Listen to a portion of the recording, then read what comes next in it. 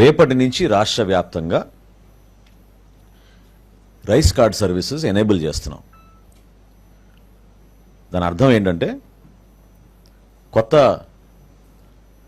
Rice card కోసం దరఖాస్తు చేసుకోవచ్చు. అదేవిధంగా ఒక కుటుంబంలో స్ప్లిట్టింగ్ ఆఫ్ రైస్ కార్డు కూడా పర్మిట్ చేస్తున్నాం.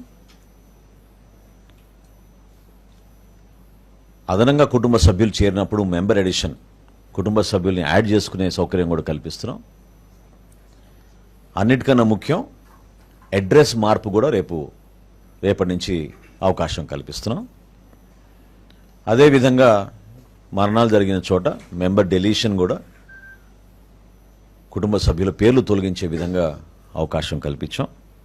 చివరిగా గతంలో మీ అందరికీ తెలుసు, ఈ సందర్భంగా గుర్తు చేస్తున్నాను, గౌరవ ప్రధానమంత్రి నరేంద్ర మోడీ గారి పిలుపు మేరకు దేశవ్యాప్తంగా చాలామంది పౌరులు ఎవరైతే అర్హత లేనివారు ప్రభుత్వం నుంచి సబ్సిడీ పొందుతున్నారో గ్యాస్ సిలిండర్ల పైన స్వచ్ఛందంగా వాళ్ళని ముందుకొచ్చి వాళ్ళ పేర్లు డీరిజిస్టర్ చేసుకోమని ఆయన కోరిక మేరకు దేశం మొత్తం కూడా ఒక అద్భుతమైన కార్యక్రమం జరిగింది. అదేవిధంగా మన రాష్ట్రంలో కూడా ఎవరైనా సరెండర్ చేయాలనుకుంటే కార్డ్స్, దీంట్లో రెండు ఉన్నాయి. ఒకటి ఇప్పుడే మా కమిషనర్ గారు కూడా నా దృష్టికి తీసుకొచ్చారు. అదేంటంటే భారతదేశంలో సౌత్ ఇండియాలో ఎక్కువగా మనం బియ్యం కన్జంప్షన్ ఉంటుంది కాబట్టి ఒకవేళ వాళ్ళు మైగ్రేట్ అయ్యి ఇతర రాష్ట్రాలకు వెళితే అక్కడ బియ్యం బదులు వాళ్ళు గోధుమ తీసుకునే అవకాశం ఎక్కువ ఉంటుంది.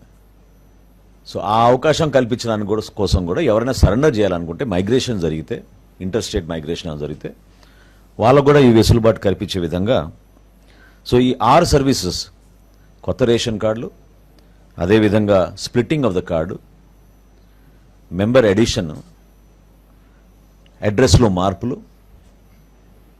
అదేవిధంగా ఎవరైనా మరణిస్తే వాళ్ళ పేర్లు తొలగించే విధంగా, చివరిగా ఎవరైనా సరెండర్ చేయదలుచుకుంటే తప్పకుండా వాళ్ళకు కూడా ఇదొక అవకాశం.